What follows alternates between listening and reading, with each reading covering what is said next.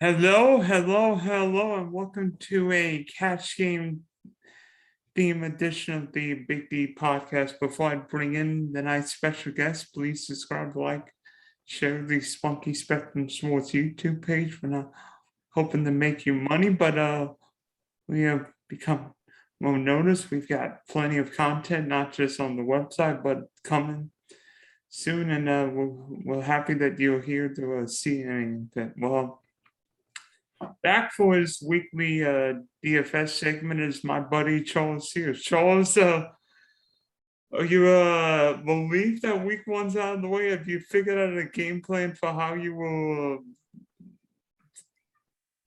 construct your lineups going forward? For cash, I feel confident. Luckily my cash game lineup won money. For GPPs, I feel like I have no idea what's going on. With the Tennessee game, the Green Bay side of the game. Also buying into so much chalk, cheap bad chalk that I sort of talked about. I don't know if I talked about it on the podcast last week, but I had so much Callaway, Pittman, Elijah Moore, and I was just not happy with rostering them later in the week. And I definitely want to get off of them, and I could not get off of them in time. Also Najee Harris. I had a lot of Najee Harris because I loved his price point and the game and everything. And that game just not only was it the under, but Najee Harris didn't even do anything when he was on the field the entire game when the offense was on the field. So it's just like, I don't know what he has to do to get points. Maybe start playing defensive back or something. Maybe be long snapper, kicker, punt returner, kick returner, or anything because there were a few disappointments. I mean, Yeah. Aaron, It was definitely interesting, that's for sure. Aaron, The Bengals Minnesota game. Luckily I had a decent amount of mixing. So it's just like the fact that Bengals were winning that game, it was sort of reverse of what I thought the game was going to be, but worked out for me having the mixing part of my lineups. T. Higgins saved me from that game. Looking back on it, I'm thinking, why the heck didn't we use Joe Burrow at quarterback? That would have made a lot of sense, right? A little in cash, a little bit. I felt like everyone was going to be playing him. And the one thing is like, I like paying down for quarterbacks and bare minimum for quarterbacks in cash games, just so I could play my stud running backs, my stud tight ends, good number one wide receivers on teams. So that's sort of like where I'm at with quarterbacks. So, but I mean, like Burrow, what was the other guy? I can't think of his name now. Jalen Hurts. Everyone was talking about Jalen Hurts. Let me see if I can find someone's lineup on here. Kyler Murray was very popular. He was 7.2%. Tannehill. Let me see if I can find another one. Sam Darnold was 7%. That's kind of higher than I thought. Well, I guess he's cheap. Oh, Jalen Hurts was super chalky in this $5 massive double up. He was 39.8%. Well, 40% of the field had Jalen Hurts. well, lucky for you, I've got one of my lineups available on the screen from last week. There you can see it. I am a spunky 3,300 on and as you can see, this was a head-to-head from last week. I somehow won despite only getting 109 points. Usually, if you only get 109 in a head-to-head, you're not in good shape. As you can see. Oh, so this is a head-to-head. Well, Yes. your guy had Fitzpatrick, though. Man, that's Bad luck. I mean, I guess he's paying down for quarterback, so there's nothing wrong with that. He paid up for Christian McCaffrey. James Robinson was definitely bad luck. Who's his flex? I want to check this out. Myers. Okay. But okay, so this is one thing about, oh man, both of you guys are doing this. Playing four wide receivers in cash. To me, I'm just not a fan of that. I would rather have 3 running backs because the floor on your running backs are a lot higher on average than wide receivers are. Um, but he's also playing Trotman too. That's kind of crazy. Just straight up, just like hopefully he catches for a touchdown. And obviously he had the wrong tight end. Yeah, maybe you should have used Johnson. If Like you, this guy, this almost looks like he had Brandon Cooks. I had Brandon Cooks in my cash game lineup. It felt GPP-ish to play him, but he's the clear number 1 wide receiver on that team. Like it's Brandon Cooks. Like what kind of productivity and skill you have there. Um, yeah, Tyler Boyd. I don't know, like his lineup isn't terrible, but I think having a Cincinnati wide receiver is kind of risky too, because he sort of ate it there where he doesn't know who's getting the balls, who's getting the touchdowns. They all different. What was it like? Jamar Chase had like 7 targets, Higgins had 6, and then Boyd had 5. It's just like I don't think any Cincinnati wide receiver is cash game playable with those numbers. Do you agree? I thought, to be honest, I thought T. Higgins was the only catch game wide receiver, Bengal wide receiver to play in catch game. It seemed like he was rock solid. I didn't know what to think of Jamal Chase in his NFL debut. Be honest, I didn't know whether Boyd would even see the field, and it turned out Higgins and Chase saw the field more than Boyd. Yeah, and that's the thing. It's just like when all 3 wide receivers are 1 target difference, it's just like it's almost like rostering a Tampa Bay wide receiver. We'll see what happens with Mike Evans, but I'm sure Mike Evans is going to have like a 10 target game, and Chris Godwin's going to have like a 3 target game this season. It's just, whoever's open. And I sort of got that feel from just watching that game. It's just like there wasn't a clear number 1, but they have 3 athletic, capable, good skill players that can catch the ball and do whatever. So, Jamar Chase and Higgins had this week. Tyler Boyd could easily be the best wide receiver this week and the following next 5 weeks, just because, he was just a little bit more open because they game plan towards Higgins and Jamal Chase. So it's just, I think Cincinnati wide receivers are sort of like in a bad spot right now until there's a clear number 1, because that's the thing with cash games. Like you want the person that gets all the targets. That's why you both have Ridley up there.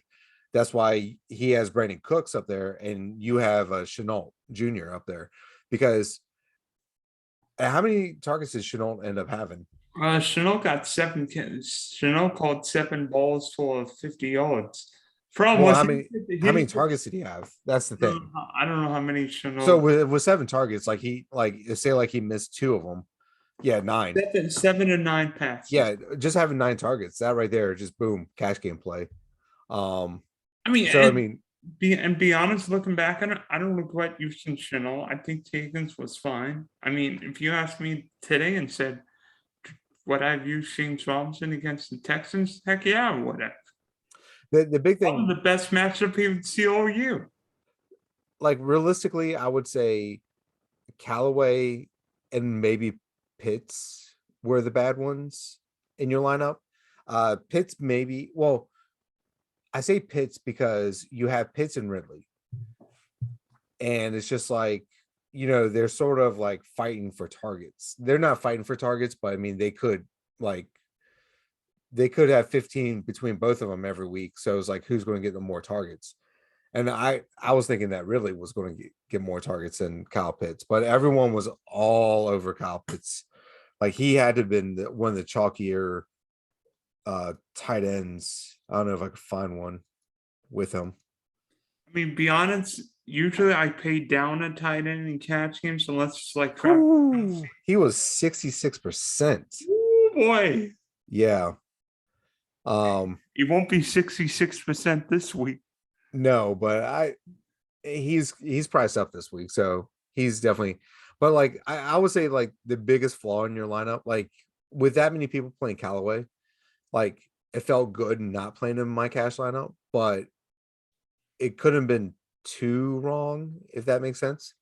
Like if that many people are playing Callaway, then you just have to differentiate at other spots. And playing Callaway on your lineup sort of seems like a bust. Like that was like, well, I wasn't a fan of Kyle Pitt or not Kyle Pitts, Pittman or Callaway on New Orleans, and it's just like, they bit us in the butt because I put Pittman in my cash game lineup, and besides Jacksonville's defense, which got -3 points, Pittman was the next lowest one at 5 points. Oops.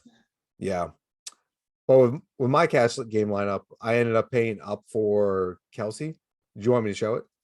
Yeah, I'm gonna see. Yes, could you show your cash game line to see the difference between your and mine line? Yeah, definitely.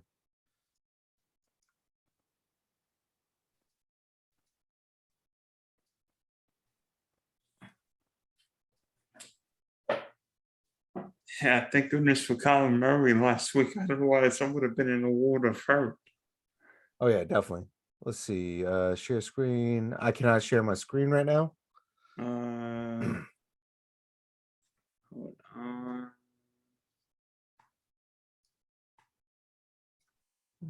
Go. Should be good now. All right. Boom. There we go. All right. So can you see my lineup? Yep. So right here, I pay down to Mac Jones. Only 1% of the field had Mac Jones. So I'm just in my fundamentals for cash games, just paying down for Mac Jones just so I can have like Kamara, Kelsey, and then I get put Gibson and Mixon in my lineups and not be worried about it. So I was happy with the running back situation. Definitely Mixon. Kamara was a bust, but if you're paying that much for a running back, you're paying that much for a running back for raw points. You're not looking for obviously 4 or 5x. Like very rarely are you going to have someone at up 8,000 or more, even probably 7,000 or more, get more than 5x on their price point. So you're paying for raw points just to help out your lineup and everything like that. So I mean, I can't hate the 18 points because it is a double up. So I did end up cashing. Gibson, I was fine with. It was kind of like that fumble sort of killed me, but it is what it is. And then my wide receiver is probably the biggest question mark of this lineup. Brandon Cooks, I was super high on him because he's the number one guy there. Like in that wide receiving core, like it's Brandon Cooks and no one else in my eyes. So that's why I felt comfortable rostering him. He ended up getting only 7 targets, but 5 catches for 132. 132 yards definitely helps with that bonus too. Devontae Smith felt like he was a clear cut number one there. It ended up, I don't know if he led the target shares compared to Goddard, but that was just me taking advantage of Atlanta's poor defense and him being the number one guy. Pittman Jr., like I said, I hated him. Apparently he wasn't as chalky as I thought he was going to be, 9%. I definitely, could have put like, I don't know who was around 4,100 that felt comfortable there, but 4 targets. I don't want to play anyone in my lineup with 4 targets. I wouldn't either. That was a whole bad game for the Colt offense. If anyone owned Colson Wentz, Jonathan Taylor, and Michael Pittman Jr., I deeply apologize for you. Yeah, I mean that's just not a good roster lineup because, like, yeah, those are good GPP darts if you splash them around and not like if you're less than this percent of the field, and then if they hit, you're with that percentage. But if they miss, you're not getting like tanked on it. Yeah. And then I got Kelsey up here. Kelsey felt like a smash spot that he was going to earn me 20 plus points to my lineup. I mean, Travis Kelce seems like to me he's never a bad cash play. The only problem is I don't have the money for him. That's one reason why I sort of paid down for my quarterback. Like this lineup here cash. I don't know how often 142 is going to cash. 143 is going to cash. This is the min cash right here at 124 this week. But this is also a $5 double up. So who knows?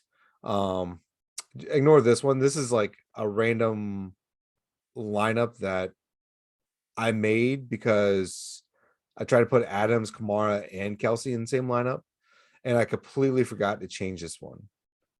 Like, I think I just made this like just tinkering around and it's saved. And I didn't notice it until after the games had started and I couldn't change it. After a lot of it, it's like, oh, rats. Yeah, exactly. But yeah, Jackson, like even Jaguars defense, like they got me -3 and I still cashed. And double ups, I'm probably just going to start playing the min wide receiver. The min tight ends. Even though I got the Browns tight end right now in my current cash game lineup. This just shows you like, your defense doesn't really matter. Your quarterback doesn't really matter because for your running backs and what your running backs and receivers do. Yeah, because you okay? Unless I'm sorry, my dog like screamed out a big yell. Unless you've got like Kyler Murray, Russell Wilson, one of these dual threat options, it may be better just to. Well, so sort of to go back on that, like Jalen Hurts, like this guy played Lindsey in a cash game lineup and Russell Gage.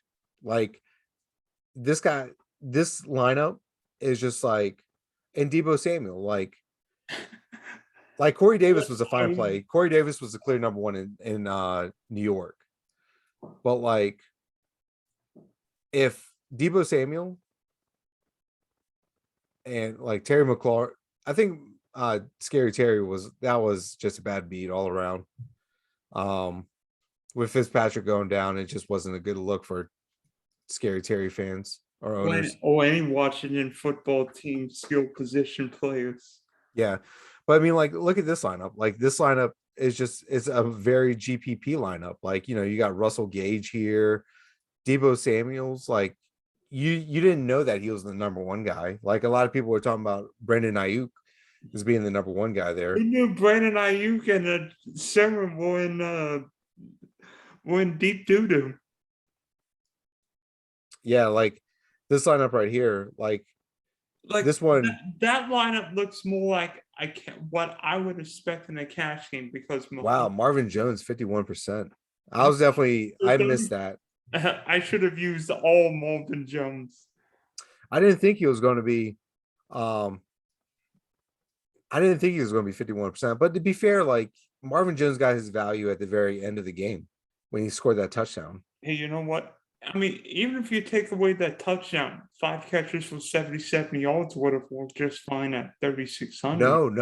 If you take away that touchdown, he only has 4 catches for do you know how long that touchdown was? It was, I don't think it's going to show it there, but like it was like a bomb, I think, if I'm not mistaken. Okay. Like that's why I didn't like rostering Marvin Jones in my cash game lineup, because it was just like apparently, he was the chalk, but it's just like, like without that very last touchdown catch, like he has only 4 catches, 33 yards.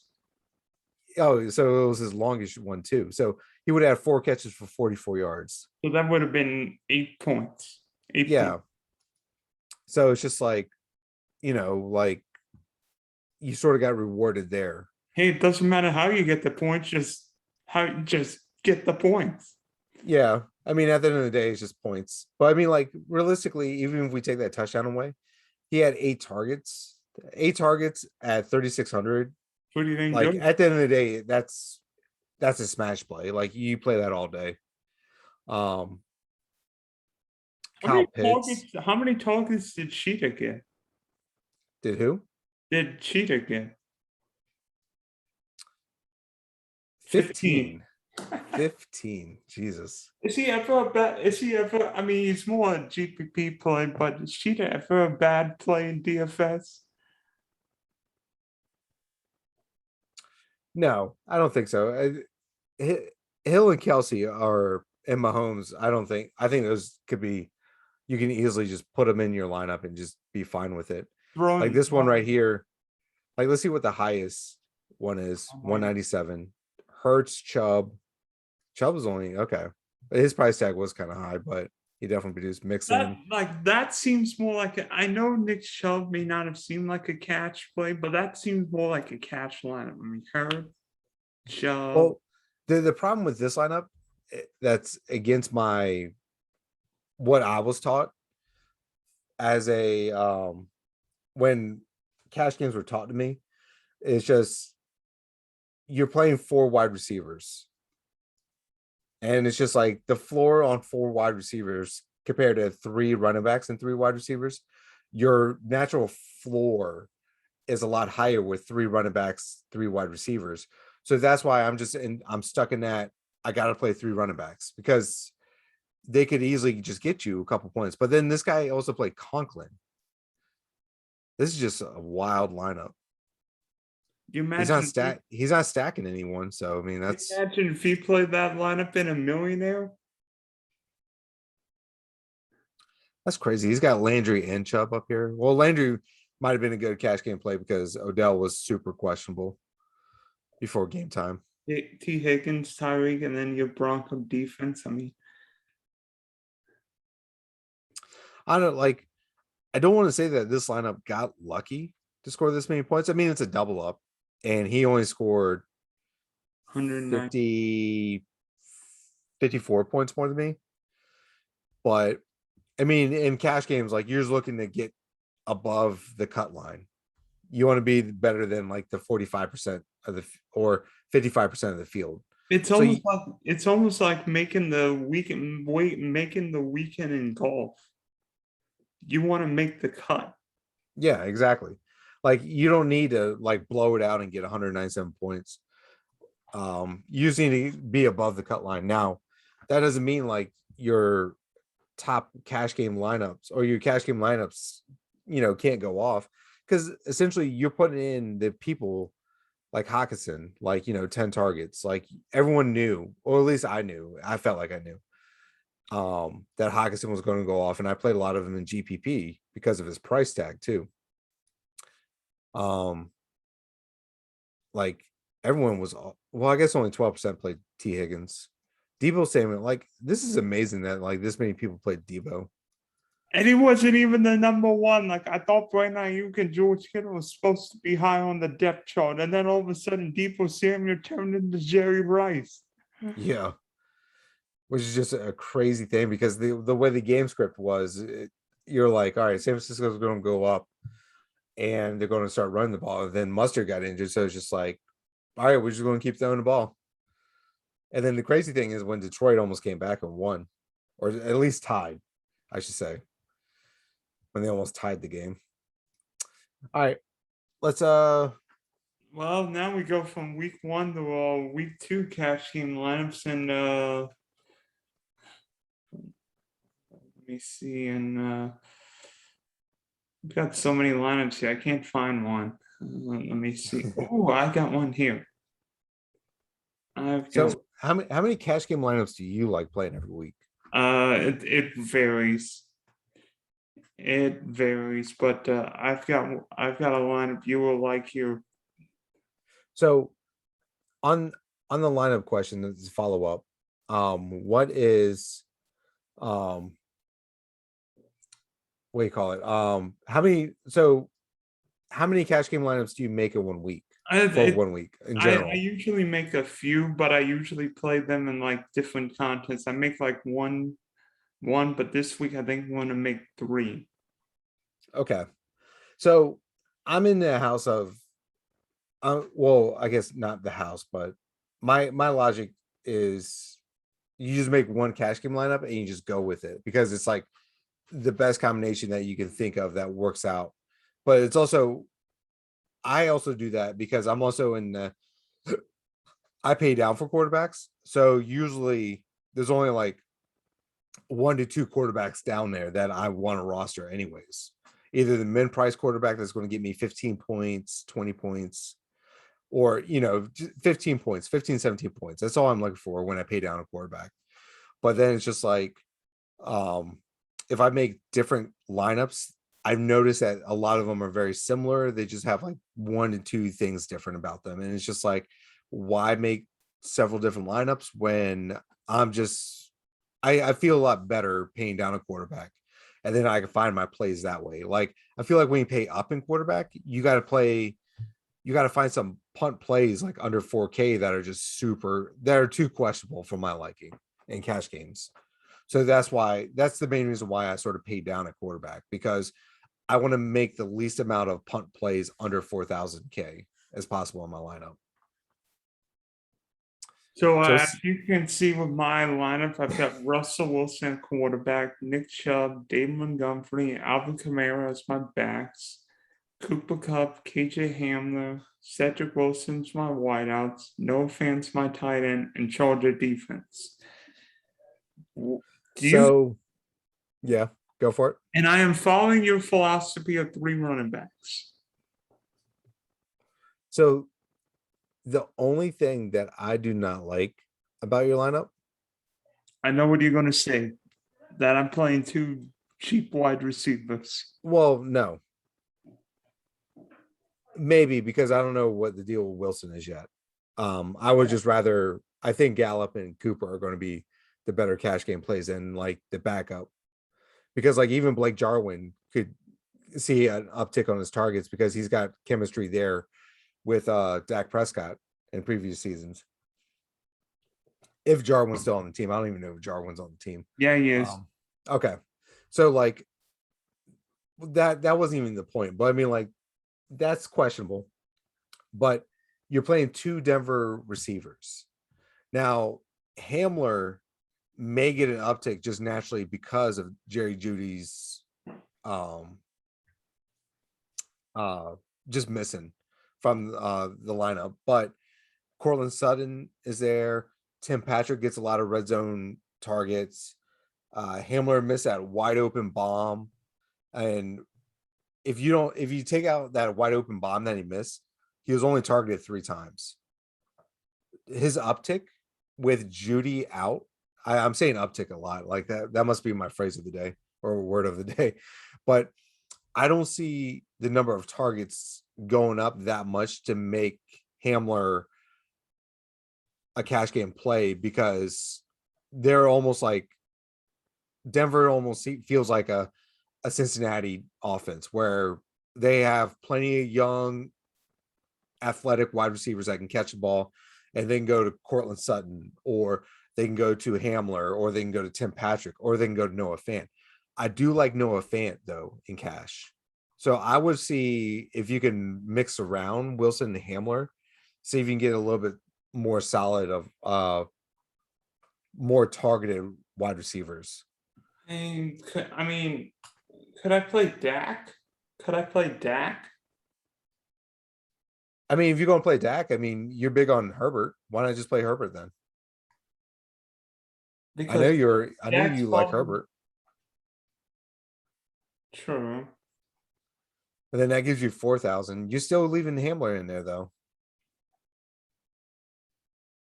Like, this is one thing in cash. Like, I don't like stacking games, or at least on the same side of the ball. I don't like game stacking. So like, if you got Hamler and Fant, they're essentially fighting for targets, but then they're also fighting for targets with the other 3 wide receivers that are capable of catching the ball on that team. So I think I like the Noah Fant thing. Hamler is just like kind of questionable. Like, he's very touchdown dependent. It feels like when you have someone that's like 6 targets or less as a wide receiver, you're depending on them catching the touchdown. Ooh, we're going back to the Marvin Jones. Well, Cole Beasley randomly had like a bunch of targets. He had what? 12 targets. Yeah, the problem is that doesn't look like a sexy lineup. That just looks like a whatever lineup. Well, you're not going for sexiness. I know you want meat and potatoes. Exactly. Like you're not trying to get first. You're not trying to get 200 points in a cash game. It's nice if you get 200 points because you're pretty much locked in. But at the end of the day, like you just need to get above, 48%, 45%, whatever the payout is in the double ups. So it's just like that's not a pretty one. And I would probably go back and look at it again because like I'm not a fan of Wilson.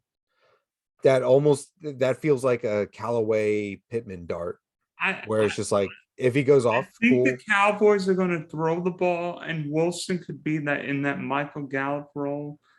3,100. I've got to find money somewhere. I think, yeah, I think Wilson's.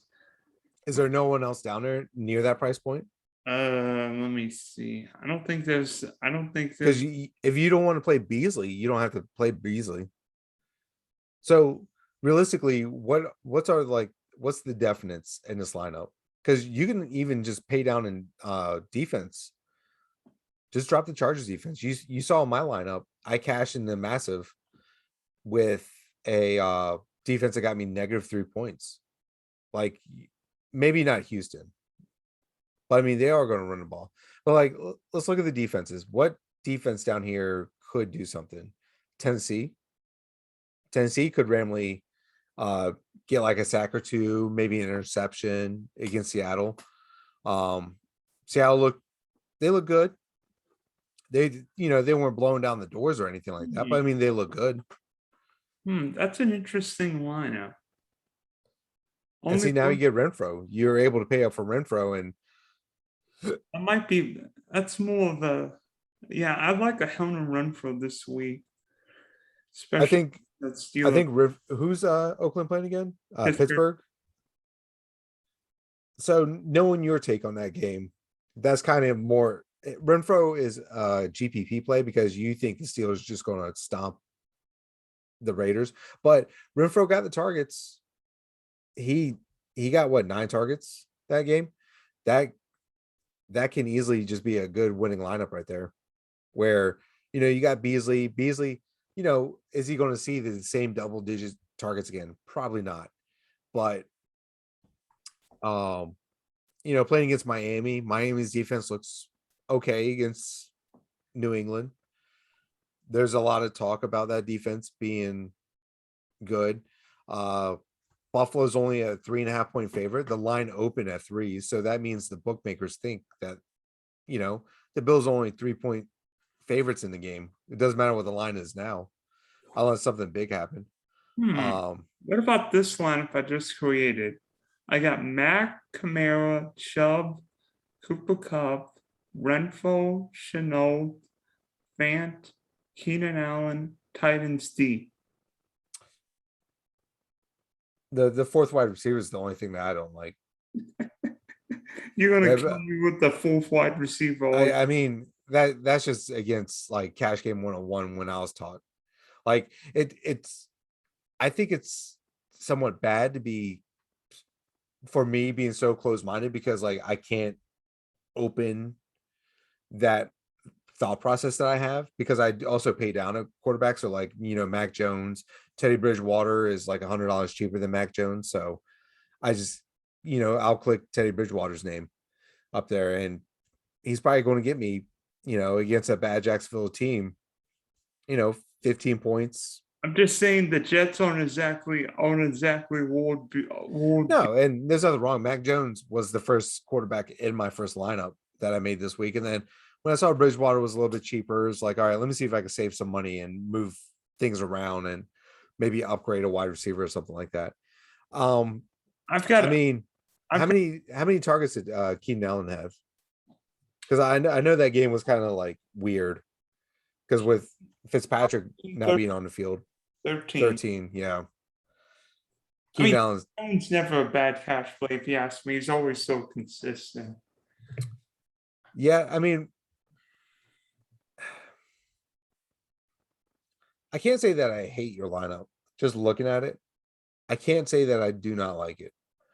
But I just don't like the 4 wide receivers. But I mean, at the end of the day, like I'm playing Chase Edmonds and you're playing Chenault Jr. I think Chase Edmonds probably has a better floor the Chenault especially because of matchup as well. So it's like, could you just put Chenault out and just put Chase Edmonds in and enjoy that? I don't know. I mean, do I use like the other San Francisco running back or just stay away from that mess entirely? I mean, you definitely could do that. I don't know how good Philly's so Atlanta's not really a good thing to base how good Philly's defense is, but realistically, their front seven's really good. Like it's like almost a borderline all-star team. Like they at least have what, 3 Pro Bowlers? Maybe Fletcher Cox is a little bit older now, but I mean, like he's still doing his thing at tackle. You got Brandon Graham still doing his thing. I would rather take Chenault, put Keenan Allen in the main wide receiver, and then just turn Chenault into like Chase Edmonds or something around there. Because like, who's Arizona playing against? They're playing against Minnesota. Yeah, we saw what Mixon did against Minnesota. So why not just put Chase Edmonds there and get some of the rushing production there? Because you like, I don't know, how many points would you be happy with Chenault? Double digits. I mean, Chase Edmonds probably gets you that without even thinking. I think Like even on a bad game, I think he gets you double digits. I mean, the floor of Edmonds is probably what, 10, 9, 9. No, I would say the floor on Edmonds realistically is probably like 6 to 8. I'm thinking more if he like caught a few passes, but if not, Well, yeah, that's true. Because like, how many can you look up how many passes he caught?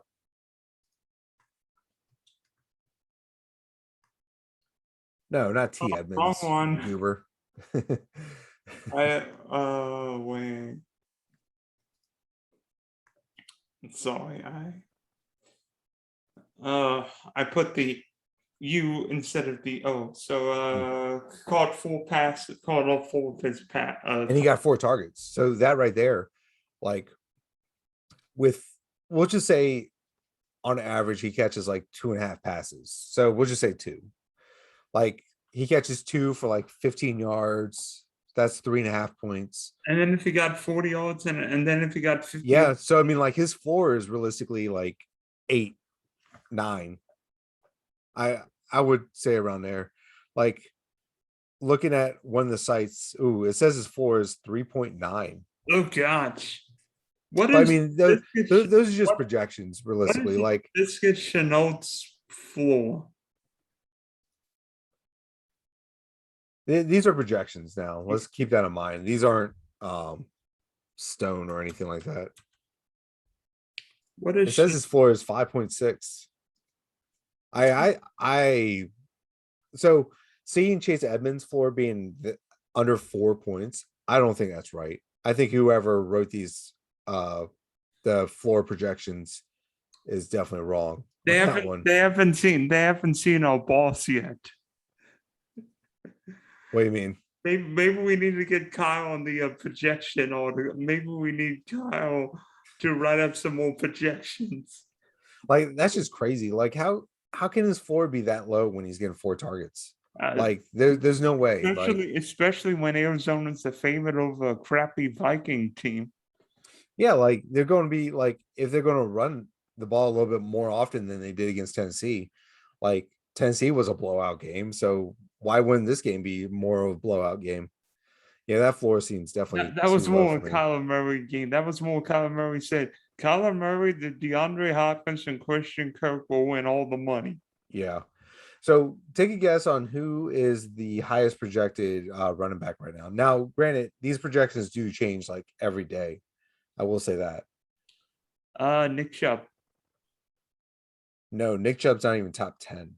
Holy mackerel. Hold on. Let me check. 1, 2, 4, 5, 6, 7, 8, 9, 10. Yeah. CMC? Nope. Oh gosh. Najee Harris. What in the Oh, this is a good spot too. I'm liking this one.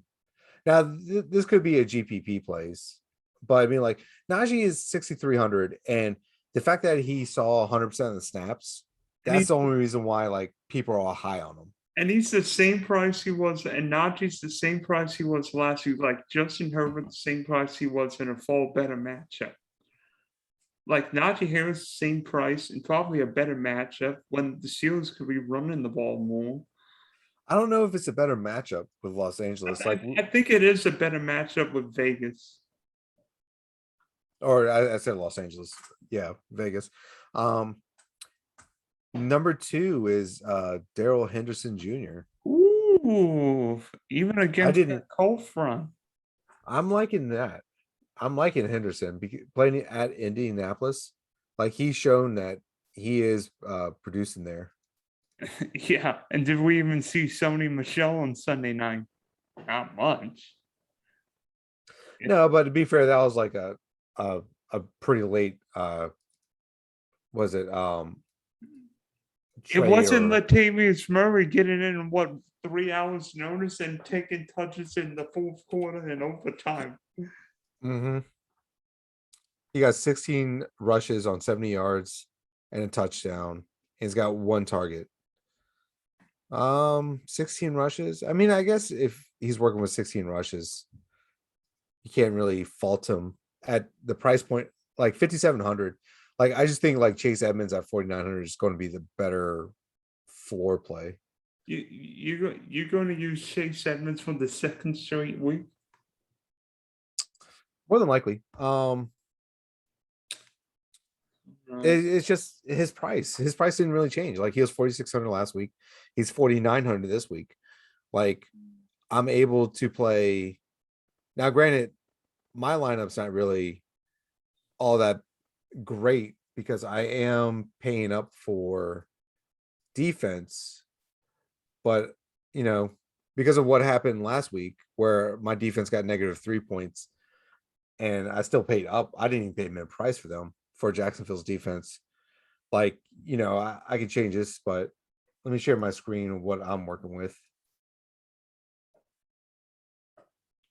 Why is it doing this?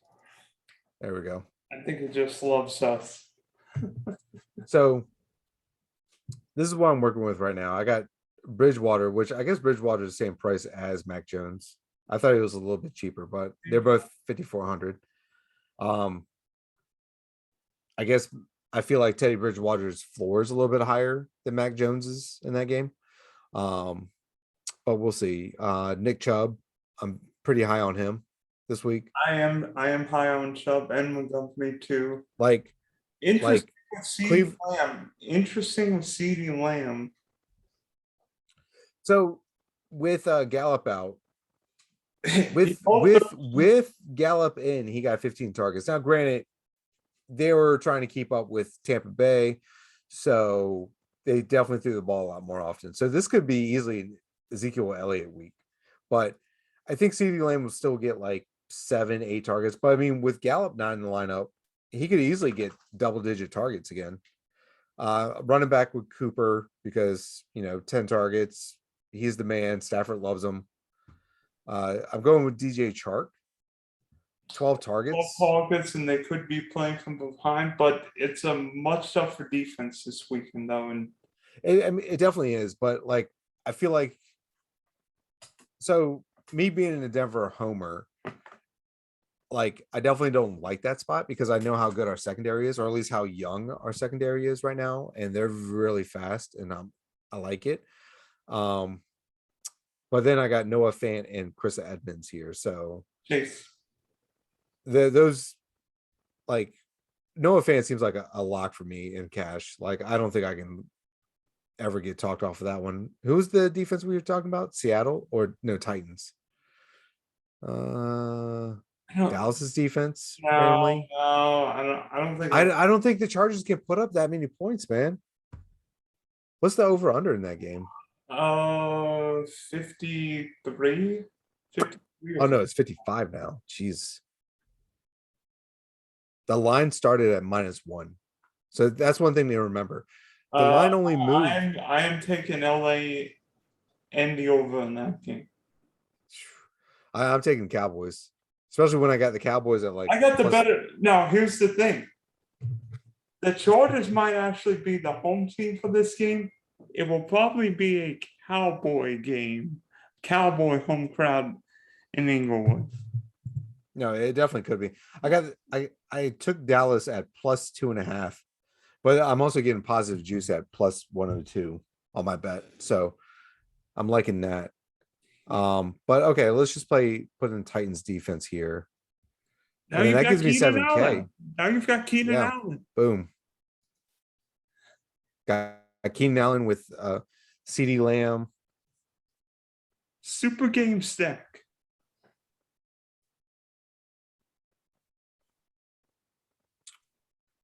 What did I change this for? I have this no idea. okay? So I need to change that for all of them, just to make sure. I like this one a lot better.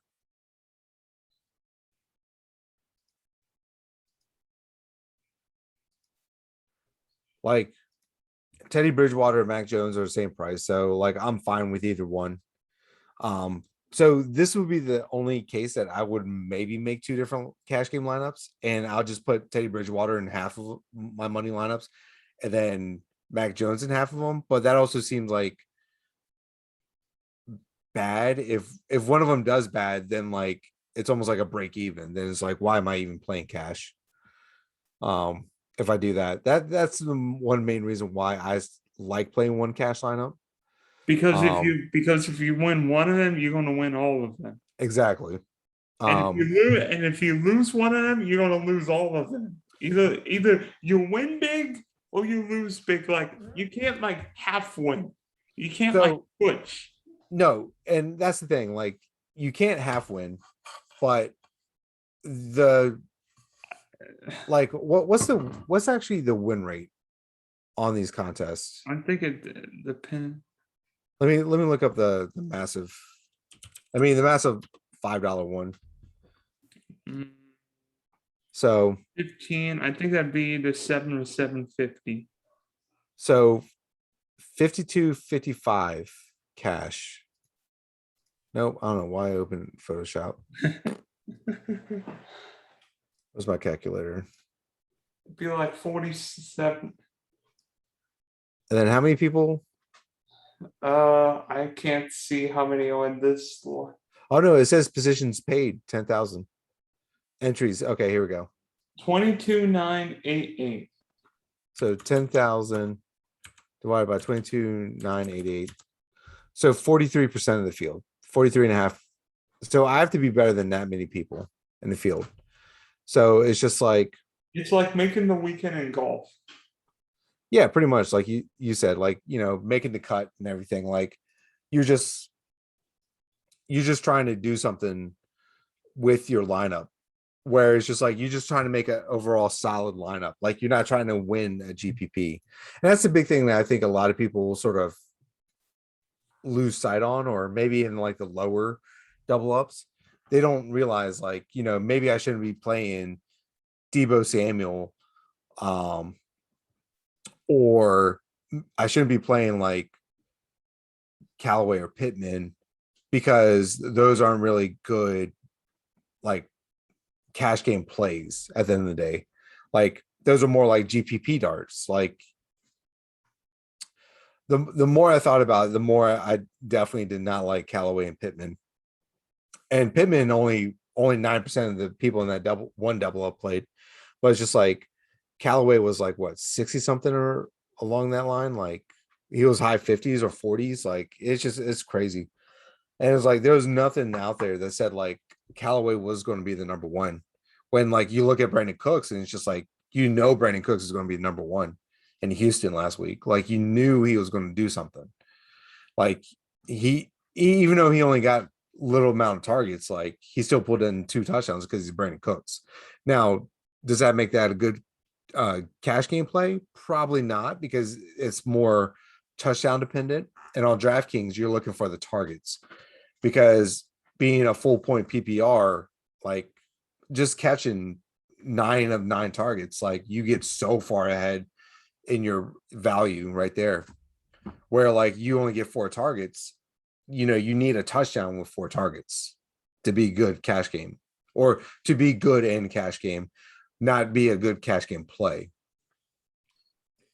Yeah, it's just going to be interesting to see how these cash games go because a lot of people want to play GPPs max out 150 million lines, but you know what? There's a life of making $25 here, $50 here, and just taking on the next one. Ooh, this is an interesting one. Jacoby Myers at 5,100. Actually, my opponent used Jacoby Myers in one of my lineup against me last week. That could be another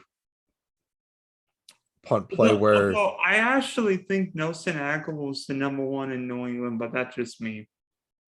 I think Aguilar is the number one, but that's just me. what do you mean, number one in targets or just the number one wide receiver? Number one receiver. Yes and no. Aguilar is definitely the more experienced guy on the team. He couldn't catch a ball in Philly. And then when he went to who did he play for before he played for the Patriots? Yeah. Then he started showing up a lot more in random games. Like he wasn't consistent by any means, but he was only targeted 7 times.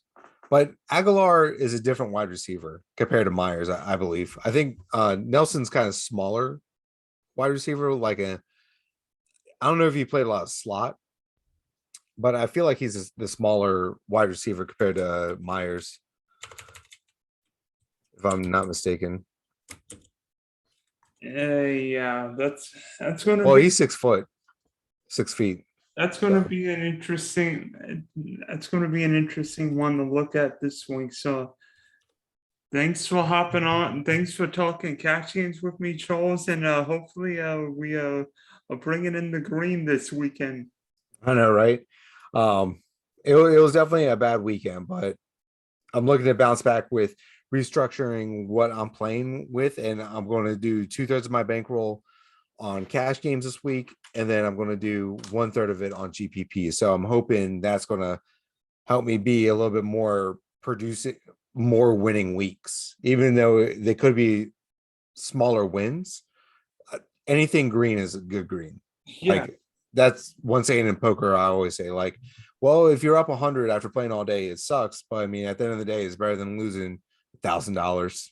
So, trust me, I know a few people who've lost, and it just changes your whole attitude. You're so mad at yourself, thinking, "Gosh, why didn't I play that one hand better? Be up instead of down the night." So thanks for hopping on, Charles, and we'll see you next week. All right, buddy. Talk to you later.